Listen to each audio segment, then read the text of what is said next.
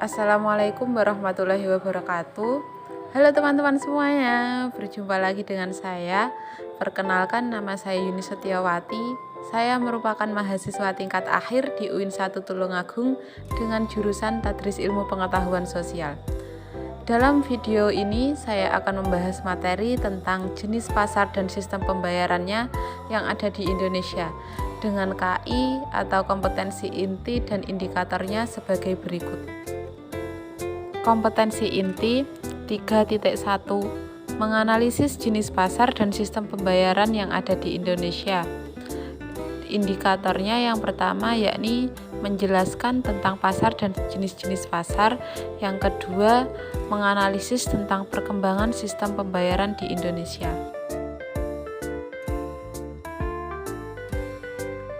Materi yang pertama tentang pasar. Pengertian pasar. Pasar merupakan tempat bertemunya penjual dan pembeli untuk melakukan transaksi jual beli. Pada era globalisasi saat ini, transaksi tidak hanya terjadi di pasar, akan tetapi dapat pula melakukan transaksi melalui media sosial, toko online atau jual beli secara online. Oleh karena itu, pengertian pasar tidak terbatas pada tempat bertemunya penjual dan pembeli, melainkan adanya transaksi jual beli barang dan jasa yang telah disepakati oleh penjual dan pembeli. Dari uraian tersebut, jelas bahwa pengertian pasar secara luas merupakan sarana bertemunya penjual dan pembeli, baik secara langsung maupun tidak langsung, untuk melakukan kegiatan jual beli atau proses terjadinya interaksi antara penjual dan pembeli. Proses interaksi antara penjual dan pembeli bertujuan untuk mencapai kesepakatan harga dan jumlah barang atau jasa yang diperjualbelikan. Unsur-unsur penting yang harus dipenuhi dalam membentuk suatu pasar antara lain. Yang pertama, adanya barang yang diperjualbelikan walaupun hanya berupa sampel atau contoh. Yang kedua, adanya penjual dan pembeli walau tidak bertemu secara langsung. Yang ketiga, adanya kesepakatan antara penjual dan pembeli. Yang keempat, adanya media komunikasi antara penjual dan pembeli. Peranan pasar sangatlah penting untuk semua pelaku ekonomi, baik untuk produsen, konsumen, distributor, maupun pihak-pihak lain, misalnya pemerintah, pekerja, dan lain sebagainya. Adapun peran pasar untuk berbagai pihak yaitu 1. Mempermudah konsumen memenuhi kebutuhan-kebutuhannya. Untuk masyarakat yang tempat tinggalnya lebih dekat dengan pasar, maka kebutuhannya akan lebih mudah untuk tercukupi apabila untuk mereka yang tinggal jauh dari pasar. 2. Mempermudah penjualan barang dan jasa yang telah dihasilkan. Selain pihak konsumen, terdapat pelaku pasar yang utama lainnya yaitu para penjual atau produsen. Produsen merupakan orang atau pihak yang kegiatannya adalah memproduksi barang atau jasa dengan tujuan untuk dijual kepada para konsumen, sehingga produsen akan memperoleh keuntungan guna untuk menjalankan kegiatan produksi yang selanjutnya. Dengan demikian, bisa untuk menggerakkan perekonomian masyarakat dalam rangka untuk memudahkan bagi pihak produsen, maka mereka akan membutuhkan pasar. Bagi distributor atau pedagang, pasar berperan mempermudah kegiatan distribusi. Terdapat barang atau jasa yang pendistribusiannya dilaksanakan secara langsung, dan ada sebagian barang dan jasa yang pendistribusiannya dilakukan secara tidak langsung. Jika secara langsung, maka antara produsen dan konsumen dapat bertemu tanpa perlu adanya perantara atau distributor. Sedang pada barang dan jasa yang cara pendistribusiannya dilakukan secara tidak langsung, maka produsen tidak langsung dapat menjual barang pada konsumen. namun harus melalui perantara atau distributor, yaitu dalam hal ini adalah pedagang. Mereka yang sudah melakukan pembelian kepada produsen akan menjual barang-barang tersebut kepada pihak konsumen. Supaya mempermudah dalam penjualan barang-barang, maka penjual atau distributor sangat memerlukan pasar. Yang keempat, pasar berperan untuk mengendalikan dan mengatur kegiatan ekonomi serta keuangan pemerintah. Peran pemerintah adalah ganda dalam sistem ekonomi kerakyatan, yang dimana maksudnya yaitu sebagai pelaku ekonomi dan sebagai pengatur kegiatan ekonomi. Dalam hal sebagai pengatur kegiatan ekonomi, maka pemerintah memiliki kewajiban untuk menyediakan sarana dan juga prasarana supaya kegiatan ekonomi berjalan dengan lancar. Salah satunya dalam hal tersebut yaitu membangun pasar. Keberadaan pasar bisa digunakan untuk mengatur dan mengendalikan kegiatan ekonomi. Selain itu, dengan adanya pasar dapat berfungsi untuk mendapatkan sumber keuangan pemerintah melalui pajak dan iuran-iuran yang dipungut dari pelaku perdagangan. Bagi masyarakat secara umum, pasar dapat berperan sebagai tempat untuk mendapatkan pekerjaan atau penghasilan. Dengan adanya pasar, terdapat para pihak yaitu para penjual, para pembeli, dan pihak-pihak lainnya yang fungsinya adalah supaya kegiatan jual beli menjadi lancar. Para pihak lain tersebut adalah para pekerja pasar yang terdiri dari para kuli, satpam, petugas kebersihan, atau penjaga sepeda, dan lain sebagainya. Selain peranan pasar yang telah disebutkan di atas, pasar juga mempunyai berbagai fungsi. Secara ekonomi, berikut adalah fungsi pasar antara lain. A. Fungsi pasar sebagai fungsi distribusi. Jika terjadi gangguan pada distribusinya, maka yang terjadi harga-harga menjadi tinggi atau mahal. Hal ini dikarenakan tidak ada tempat untuk menyalurkan barang dari produsen kepada konsumen. Dengan adanya pasar, maka pasar memiliki fungsi untuk memperlancar penyaluran barang-barang dari produsen kepada konsumen, atau dapat dikatakan bahwa pasar mempunyai fungsi distribusi. B. Fungsi pasar sebagai pembentukan harga. Pada setiap barang terdapat dua macam jenis harga. Kedua jenis harga tersebut adalah harga subjektif dan harga objektif. Harga objektif merupakan harga yang diinginkan atau dikehendaki oleh pihak penjual atau pihak pembeli. Sedangkan harga objektif merupakan harga yang telah disepakati oleh pihak penjual dan pihak pembeli setelah adanya proses tawar-menawar. Harga objektif disebut juga sebagai harga pasar. Hal ini dikarenakan proses tawar-menawar yang terjadi antara pembeli dan penjual, tempat terjadinya adalah di pasar. Sehingga dengan demikian pasar memiliki fungsi sebagai tempat untuk pembentukan harga. C. Fungsi pasar sebagai fungsi promosi. Kegiatan promosi adalah kegiatan yang bertujuan supaya orang lain bersedia untuk mengikuti apa yang menjadi keinginan dari pihak yang mempromosikan. Tempat promosi yang sering dipakai dan efektif adalah pasar, sehingga dengan demikian pasar memiliki fungsi sebagai tempat untuk mempromosikan barang-barang yang sudah dihasilkan oleh pihak produsen. D. Fungsi pasar sebagai fungsi stabilitas ekonomi. Perekonomian yang stabil akan menyebabkan masyarakat menjadi sejahtera dan makmur. Namun, jika perekonomian tidak stabil, maka kesejahteraan dan kemakmuran dari masyarakat akan terganggu. Stabilitas ekonomi tergantung pada ketersediaannya barang dan jasa kebutuhan masyarakat.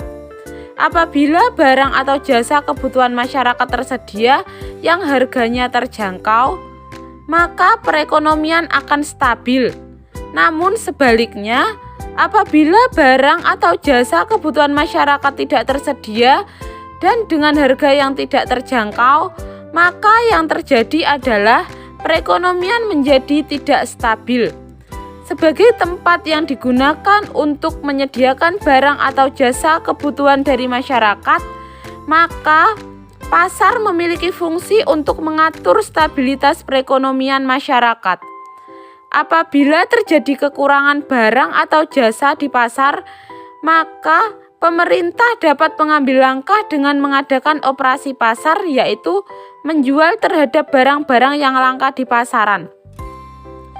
Namun, apabila di pasar yang terjadi kelebihan stok, maka pemerintah dapat menstabilkan dengan cara membeli untuk mengurangi pasokan yang ada.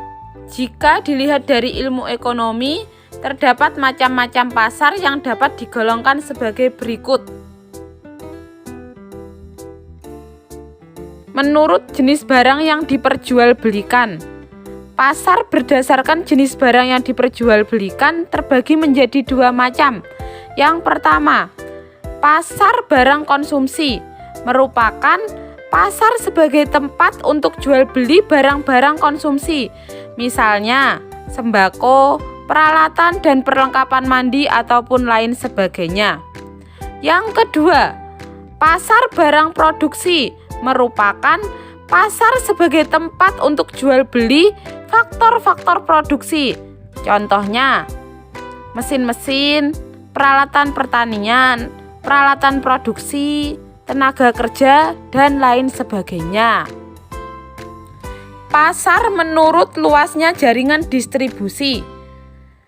Pasar menurut luasnya jaringan distribusi ini terbagi menjadi 4 macam.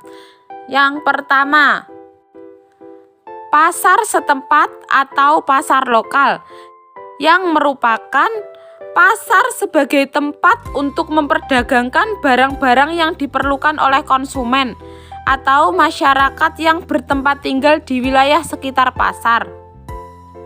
Pada umumnya, barang yang diperjualbelikan adalah barang-barang untuk keperluan sehari-hari dan tidak tahan lama.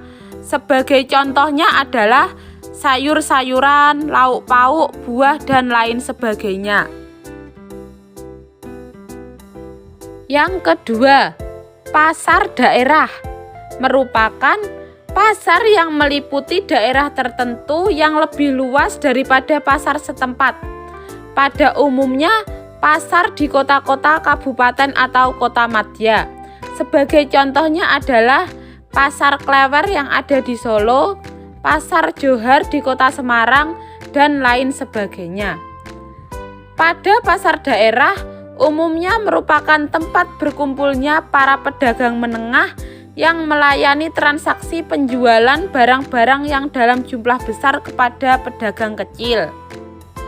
Yang ketiga adalah pasar nasional, merupakan pasar yang meliputi wilayah satu negara tertentu. Pada pasar nasional, melakukan jual beli barang-barang yang diperlukan oleh penduduk dalam suatu negara.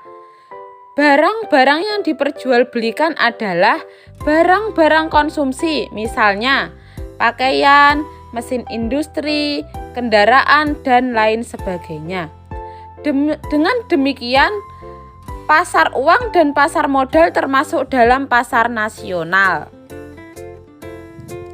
Yang terakhir, pasar internasional merupakan pasar yang memperjualbelikan barang-barang yang diperlukan oleh masyarakat di seluruh dunia, terutama oleh negara-negara yang tidak menghasilkan barang-barang yang diperdagangkan, dan juga hasil produksinya tidak lagi cukup untuk memenuhi kebutuhan masyarakatnya. Pada pasar ini harus memenuhi syarat-syarat, misalnya tidak mudah rusak, memiliki kualitas yang baik, dan dibutuhkan oleh masyarakat dunia. Sebagai contoh pasar internasional adalah pasar tembakau di Bremen atau Jerman, pasar intan yang berada di Amsterdam atau Belanda, pasar kopi di Santos atau Brasil, dan lain-lain. Menurut waktu bertemunya antara pembeli dan penjual. Pasar menurut waktu bertemunya antara pembeli dan penjual dikelompokkan menjadi A. Pasar harian merupakan pasar yang berlangsung setiap hari. Jenis barang yang diperjualbelikan adalah barang-barang yang diperlukan untuk kebutuhan sehari-hari.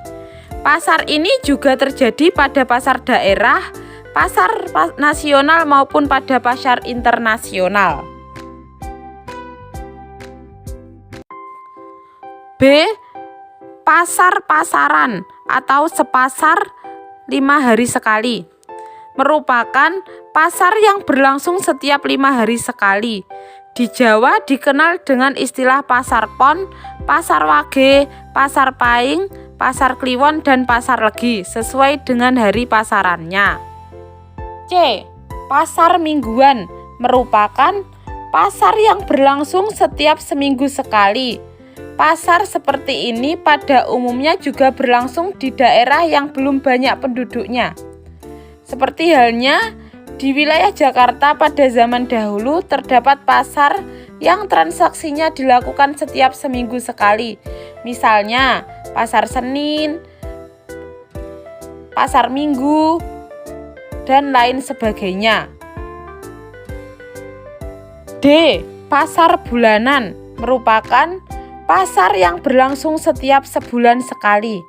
Untuk barang yang diperjualbelikan adalah barang tertentu, dan para pembelinya pada umumnya yaitu para pedagang yang akan menjual kembali barang yang telah dibelinya kepada pihak lain di tempat lain pula. E. Pasar tahunan merupakan pasar yang proses jual belinya berlangsung setiap 1 tahun sekali. Pasar tahunan ada yang sifatnya nasional dan ada pula yang sifatnya internasional. Pada pasar tahunan sering dilaksanakan pada acara hari ulang tahun suatu tempat. Sebagai contohnya Pekan Raya Jakarta atau PRJ di Jakarta dan lain sebagainya. F. Pasar musiman merupakan pasar yang berlangsung setiap 1 musim sekali. Pada pasar musiman sering dihubungkan dengan musim tertentu yang terjadi pada suatu wilayah. Sebagai contohnya, pasar musim adalah pasar Cembrengan yang berada di sekitar pabrik gula yang dilaksanakan setiap musim giling gula dimulai. Materi yang kedua yakni perkembangan sistem pembayaran di Indonesia. Pada awalnya, orang-orang di Indonesia menggunakan uang tunai sebagai instrumen pembayaran seperti uang kertas dan koin. Hingga kini, instrumen pembayaran tersebut tetap digunakan hingga sampai saat ini dimanapun dan kapanpun. Selain uang kertas, ada instrumen pembayaran lainnya yang juga digunakan seperti transfer elektronik atau sistem transfer antar bank. Ada juga yang menggunakan kartu kredit, di mana instrumen ini muncul sekitar tahun 90-an. Berdasarkan data dari Bank Indonesia, perkembangan sistem transfer elektronik dan kartu kredit yang digemari banyak orang membuat bank-bank berminat untuk menggarap bisnis tersebut. Hasilnya, ada banyak tawaran kartu kredit dengan beragam keunggulannya. Munculnya sistem transfer elektronik dan kartu kredit menjadi awal akan terbitnya payment card. Selain itu, hal ini juga menandai perkembangan metode pembayaran di Indonesia, di mana ada banyak orang yang menggunakannya. Menurut data dari Bank Indonesia, transaksi menggunakan kartu ATM atau debit pada tahun 2017 tercatat 5,623 triliun dan kartu kredit mencapai angka 281 triliun rupiah. Hal itu juga mendorong setiap institusi untuk melakukan inovasi dengan membuat app banking dan e-banking di Indonesia. Inovasi ini diawali oleh Bank BCA dengan mengoperasikan e-banking. Orang-orang mulai menggunakan metode pembayaran itu yang berdampak pada melonjaknya transaksi via internet. Transaksi internet banking melonjak tinggi dan menjadi langkah besar yang membuat banyak orang mulai beralih ke sana.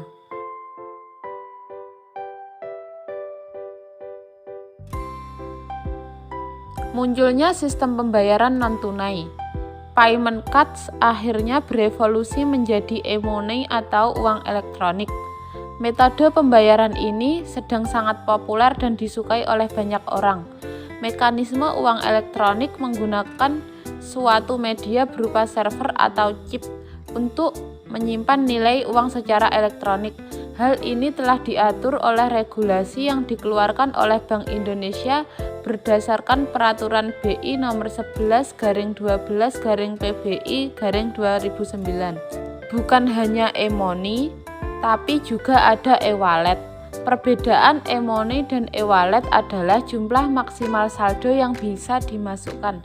Jumlah saldo e-money maksimal hanya 1 juta, sedangkan e-wallet maksimal bisa mencapai 10 juta. Keberadaan sistem pembayaran non-tunai memudahkan banyak orang dan turut melahirkan berbagai jenis metode pembayaran non-tunai yang hadir di Indonesia. Pembayaran non-tunai juga mendorong para pelaku usaha untuk beradaptasi dengan hal ini. Mereka akhirnya juga menyediakan sistem pembayaran non-tunai.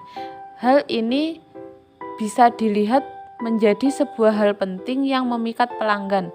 Bukan hanya itu saja, hal ini juga dibarengi dengan keberadaan promo yang mendorong orang-orang untuk menggunakan pembayaran non-tunai.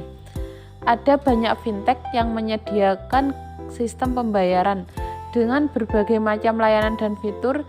Hal ini membuat banyak orang kesulitan untuk memilih medium terbaik. Untuk mencari sistem digital payment terbaik, kita dapat menggunakan payment yang menyediakan medium digital payment yang mudah digunakan dan juga aman. Demikian materi yang dapat saya sampaikan. Ada kurang lebihnya mohon maaf. Sampai jumpa di pertemuan selanjutnya dan juga kerjakan soal setelah ini. Terima kasih. Wassalamualaikum warahmatullahi wabarakatuh. Soulja Boy tough. Soulja Boy been it. Sugar when you're feeling for that sweet spot. Put me in your mouth, baby, and eat it to your teeth. Soal yang pertama, apakah yang dimaksud dengan pasar? 2. Ada berapa jenis pasar menurut transaksinya? 3. Bagaimana proses jual beli di pasar modern? 4. Apa yang membedakan antara pasar harian, mingguan, dan bulanan? 5. Apa yang dimaksud dengan sistem pembayaran dan bagaimana perkembangannya di Indonesia? 6. Apakah perdagangan di Indonesia sudah menggunakan transaksi sesuai dengan zamannya? 7. Mengapa sistem jual beli secara barter ditinggalkan secara perlahan oleh masyarakat? 8. Apakah penggunaan kartu kredit dan payment card sudah efektif digunakan? 9. Bagaimana cara menyikapi masyarakat yang gaptek di tengah perkembangan sistem pembayaran? Yang ke-10, mengapa pembayaran non-tunai sangat menarik minat masyarakat?